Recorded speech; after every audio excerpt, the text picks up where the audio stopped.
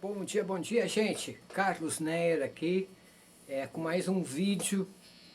Na verdade, se trata mais de um artigo que eu vou publicar mais para frente, mas que eu gostaria de, antes de publicar o vídeo, o artigo no caso, comentar, fazer esse vídeo aqui para vocês me verem pessoalmente, né? Acho isso muito importante. É muito fácil tu pegar, publicar o artigo, mesmo que tu assine embaixo, e deixar o artigo rolar como deve rolar, ou se vai rolar ou não vai rolar, né? Mas quando o artigo tem cara, tem rosto, eu acho que o artigo se torna mais genuíno.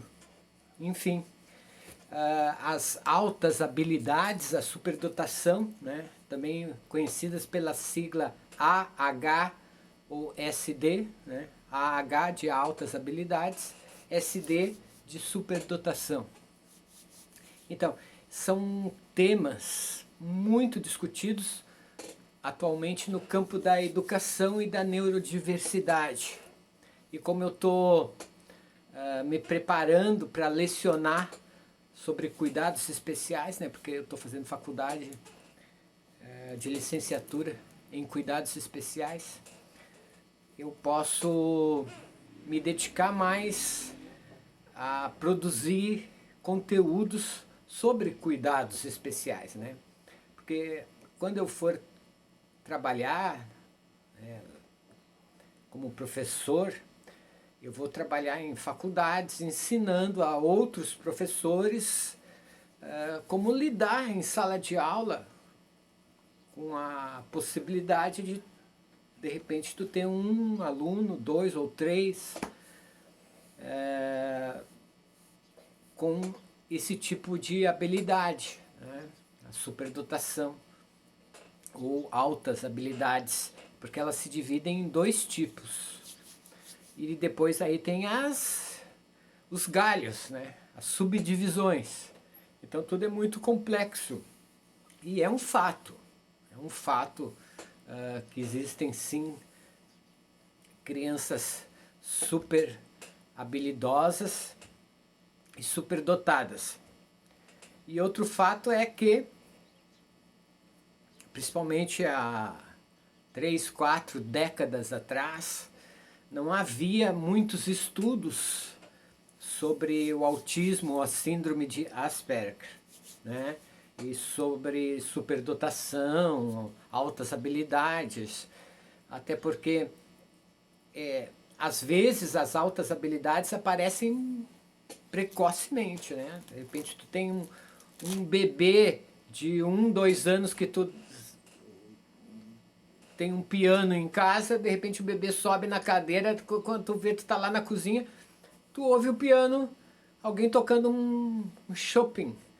Ué, será que tem um pianista chegou aqui em casa, e tu vai lá na sala ver, é teu filho ou tua filha de 2 anos de idade que nem sabe nem falar ainda direito, tá ali tocando uma obra-prima de Chopin, enfim, né? Isso é possível. Isso é possível nos dias de hoje, como também antigamente era possível. E aí, como é que tu vai enfrentar? Como é que tu vai... tá endemoniado, meu filho tá endemoniado, baixou um espírito de um pianista nele. Ou será que é um dom que a criança traz, talvez de outras vidas? Ou simplesmente por ser um cérebro privilegiado? Aí vai dos aspectos culturais, das crenças familiares, né? Porque em função da descoberta, pô, meu filho tem 2 anos de idade, está tocando piano como se tivesse estudado a vida inteira. E piano, música clássica, dos grandes mestres. Então onde é que ele ouviu? Eu nunca toquei aqui em casa música clássica. Como é que meu filho de 2 anos sabe música clássica? Eu aqui só ouço música gaúcha, gaudéria, os trechirus, os mirins, milongueiros, baitaca. E aí meu filho sobe no piano ali e toca Hã? O que está acontecendo? Tu pira, né? Só que a maioria das crianças de altas habilidades e superdotação, nos anos iniciais da vida, ela não vai mostrar como de repente essa criança que subiu no piano e já começou, saiu tocando. Isso tu tem, como pai, como mãe, tu tem que dar graças a Deus pela criança ter, o piano ter chamado a atenção da criança e a criança ter subido ali e começado a tocar, porque de repente vocês descobriram que possuem um filho com altas habilidades, com superdotação. Então agradeçam a Deus, porque vai que vocês não descobrissem nada, né? Como foi o caso dos meus pais, do meu pai, né, Bruno Neyer, um músico famoso, vivia viajando, tocando baile, sem tempo para ficar observando o que está ocorrendo dentro da própria família, da própria casa, porque ele precisa trazer o pão para a mesa, ele precisa trabalhar e ganhar dinheiro. Fora que, quem é que não quer ter 1, 2, 3 apartamentos, 5, 6 carros, casa com piscina, como hoje meu pai tem, né? Por que eu vou ficar prestando atenção em filhos? Ah, eu tenho dinheiro, põe empregada. É? Ou 2 ou 3 empregadas. Põe no internato particular, como fizeram comigo. Com 11 anos eu já estava no internato. Né? Então, gente, muito ainda precisa ser dito sobre as pessoas que, além de autistas, manifestam múltiplas formas de superdotação, tá? Como a acadêmica, que é um dos tipos, e a produtivo-criativa. E às vezes, ao mesmo tempo, ela pode ser superdotada, ter altas habilidades para o mundo acadêmico, né, a nível superior, como ela pode ter altas habilidades produtivo-criativas, ou seja, pessoas que produzem demais, com sede de conhecimento, que absorvem tudo, e aí põem em prática aquilo que absorveram e aprenderam, né? É mais ou menos por aí. Eu, por exemplo, estou nesse momento fazendo 2 faculdades, faço tecnologia em logística e faço licenciatura em cuidados especiais. E ainda estou fazendo um curso de imersão de programação de computadores pela Ubra. Então, e fora isso, não paro de produzir. Eu estou já com o quê? 56 ou 57 livros publicados. Música sem parar, produzindo e compondo e largando nas plataformas de streams, até porque eu preciso sobreviver, preciso ter um dinheirinho, né? Porque eu não vou ficar correndo atrás da minha família que tem dinheiro, eu não vou ficar fazendo isso, me nego. Nós, apesar de altas habilidades, superdotação, a gente tem orgulho próprio, sim senhor. Então a gente não é tão diferente de você, meu amigo, minha amiga, né? A gente tem nosso orgulho próprio. Até porque no passado, esse dinheiro em excesso me levou à prisão do internato, porque para mim foi uma prisão lá no internato.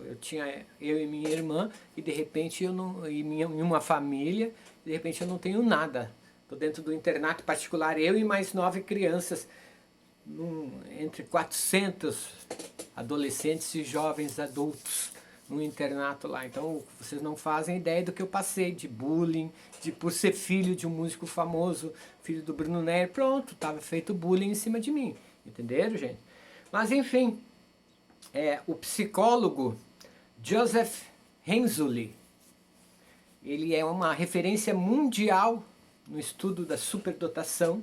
Ele propôs um modelo dos 3 anéis, que define, né, como opera a interseção entre 3 fatores na realidade do superdotado e em altas habilidades.